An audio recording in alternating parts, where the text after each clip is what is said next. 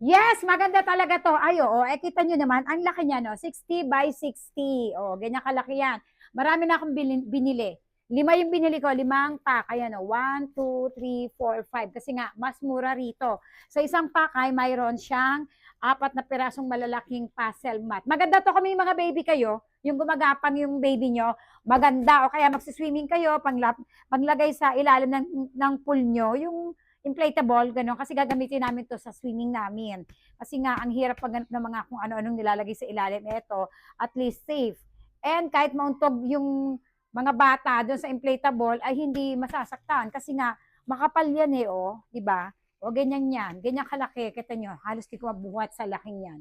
O, ayan. Ito yung blue. Itong kabilang side. Pinagsama-sama ko na siya. Ang laki. Halos di ko mabuhat, no? And, mas mura rito. Oo, mas mura kasi nga, syempre, given na yun sa mga mall kasi may may mga binabayaran silang pwesto siya ka mga tao doon. So, dito wala naman. Kaya mas mura dito.